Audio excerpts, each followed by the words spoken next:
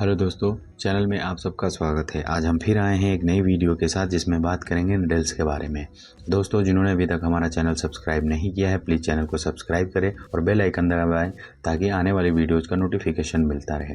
अब बात करते हैं निडल्स के बारे में। किसी भी सिलाई मशीन की सेंट्रल फीचर्स निडल होती है। समय के साथ बहुत सारे निडल्स के साइज विकसित किए गए हैं ताकि यह सुनिश्चित किया जा सके कि उनका उपयोग करने वाली प्रत्येक स्टिचिंग मशीन अपना सर्वश्रेष्ठ प्रदर्शन करे। सिस्टम कई कारणों से शुरू की जा सकती है, जैसे कि नए या स्पेशल फैब्रिक की शुरुआत, नई मशीन या यहाँ तक कि मशीन की गति में वृद्धि। प्रत्येक निडल सिस्टम निडल साइज में आमतौर पर 6 से 8 साइज उपलब्ध होते हैं और अधिक पॉपुलर सिस्टम में 15 साइज तक हो सकते हैं। इनमें से प्रत्येक निडल सिस्टम में हर साइज विभिन्न निडल पॉइंट्स की एक रेंज में उपलब्ध होंगे। निडल के बेसिक फंक्शंस: धागे को गुजरने के लिए फैब्रिक्स में एक मार्ग बनाना, फैब्रिक में थ्रेड को लेकर जाना और एक लूप बनाना जो कि हुक या लूपर मैकेनिज्म से ऊपर उठाया जा सके। लॉक स्टिच के अलावा अन्य मशीनों पर लूपर मैकेनिज्म द्वारा गठित लूप के माध्यम से निडल धागे को पास करना। निडल पार्ट्स फिजिकल विशेषताएं: स्टिचिंग के दौरान विभिन्न कार्यों को पूरा करने के लिए एक निडल में विभिन्न पार्ट्स होते हैं, बट निडल का ऊपरी सिरा जो बार क्लैंप में डालने की सुविधा देता है। सैंक: निडल का मोटा हिस्सा निडल क्लैंप या निडल सेट स्क्रू द्वारा होल्ड किया जाता है। यह एक एडिशनल स्ट्रेंथ प्रदान करके निडल को समग्र रूप से सपोर्ट करता है। शोल्डर: सैंक और ब्लेड के बीच का सेक्शन। ब्लेड: निडल वाला हिस्सा सैंक के आई तक फैला होता है। जब यह फैब्रिक से होकर गुजरता है तो यहाँ सबसे अधिक मात्रा में फ्रिक्शन यानी घर्षण पैदा होता है, जिससे ज़्यादा गर्मी पैदा होती है।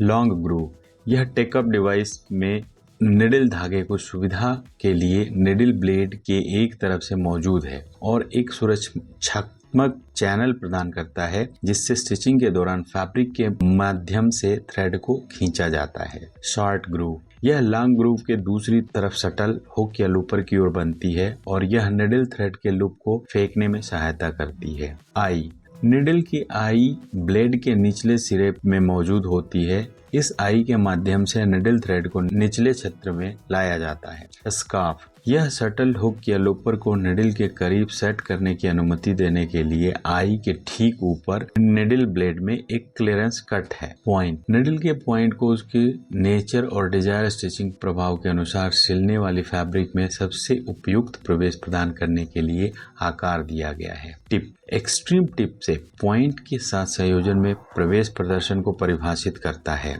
अन्य वेरिएंट्स: अधिकांश निडल का निर्माण इन सुविधाओं का उपयोग करके किया जाता है, लेकिन कई अपवाद भी हैं जिनमें से कुछ को विशिष्ट सेमिंग समस्याओं को दूर करने के लिए विकसित किया गया है या बस मशीन की आवश्यकताओं को पूरा करने के लिए डिजाइन किया गया है। निडल आइडेंटिफिकेशन: एक सिलाई मशीन की निडल की पहचान 3 मापदंडों से की जाती है और वे हैं सिस्टम, पॉइंट, साइज। सिस्टम: एक निडल सिस्टम मशीन के प्रकार के अनुरूप निडल के आयामों को परिभाषित करती है। मशीन और उसके स्टिचिंग के प्रकार के आधार पर निडल को ब्लेड की लंबाई, सैंक की मोटाई, आई के प्रकार आदि में विभिन्नता के साथ डिजाइन किया गया है।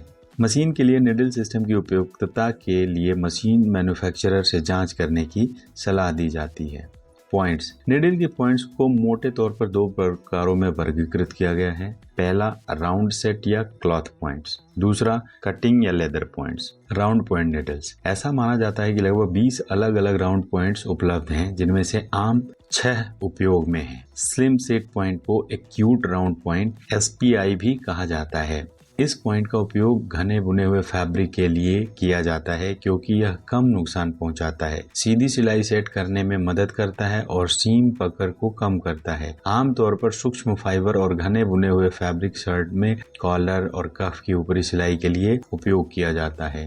सेट क्लॉथ पॉइंट को सामान्य राउंड पॉइंट R के रूप में भी जाना जाता है। इस पॉइंट का उपयोग स्टैंडर्ड सीम वाले सामान्य फैब्रिक के लिए किया जाता है क्योंकि यह यार्न को किनारे की ओर धकेलता है। लाइट बॉल पॉइंट SES: इस पॉइंट का उपयोग हल्के बुने हुए फैब्रिक की सिलाई के लिए किया जाता है। फैब्रिक को नुकसान पहुंचाने से बचने के लिए इसका उपयोग कभी कभी बढ़िया डेनिम और हल्की सघन रूप से बुनी हुई फैब्रिक के लिए भी किया जाता है। मीडियम बॉल पॉइंट SUK, इस पॉइंट का उपयोग मध्यम वजन के बुने हुए फैब्रिक की सिलाई के लिए किया जाता है। इसका उपयोग मध्यम से मोटे डेनिम, विशेष रूप से सैंड वॉश और स्टोन वॉश ग्रेड के लिए भी किया जाता है। हैवी बॉल पॉइंट SKF, इस पॉइंट का उपयोग मोटे बुने हुए फैब्रिक के लिए और घने बुने हुए इलास्टिक को सिलने के लिए किया जाता है। यह इलास्टिक के धागे को अंदर नहीं धकेलता है। Special ball point SKL, cover किए गए इलास्टोमेरिक धागे और बहुत मोटे बुने हुए फैब्रिक के साथ मध्यम से लेकर लोचदार फैब्रिक के लिए उपयोग किया जाता है। Cutting point needles, cutting point needles में ब्लेड की तरह शार्प टिप्स होते हैं। ये टिप्स विभिन्न प्रकार के वाइड वैरायटी जैसे लेंस, राउंडेड, ट्रायंगुलर और स्क्वायर के साथ उपलब्ध हैं।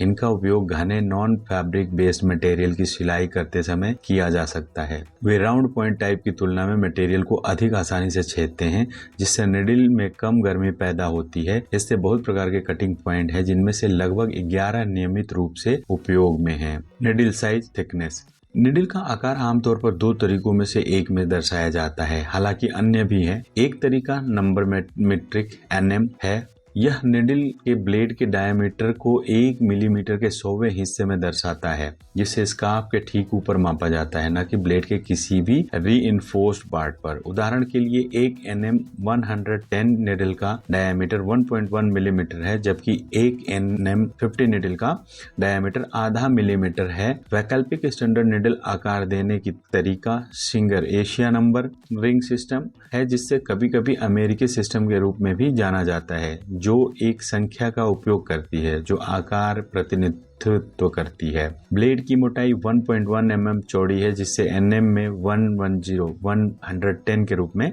दिखाया गया है। निडल थ्रेड और मटेरियल रिलेशनशिप, गुणवत्तापूर्ण सीम की सफलता के लिए निडल को सही आकार का चयन महत्वपूर्ण है। विचार करने योग्य कुछ महत्वपूर्ण फैक्टर्स हैं: गारमेंट के मटेरियल का प्रकार और संरचना, सिलने योग्य सामग्री की मोटाई, उपयोग में की जाने वाली मशीन का प्रकार। गारमेंट के लिए सेलेक्ट किया हुआ स्टिचिंग थ्रेड स्टिचिंग के दौरान निडल की आई में स्मूथली पास होना चाहिए। सामान्य दिशा निर्देश यह है कि स्टिचिंग थ्रेड को निडल की आई का 70% भाग भरना चाहिए। स्टिचिंग थ्रेड के लिए सही निडल का निर्धारण, इस आसान तरीके से यह पता किया जा सकता है कि स्टिचिंग थ्रेड और सिलाई मशीन अनुकूल है या नहीं। मशीन पर उपयोग किए जा रहे धागे का आधा मीटर हिस्सा लें और इसे एक ढीली निडल की आई में पिरोएं।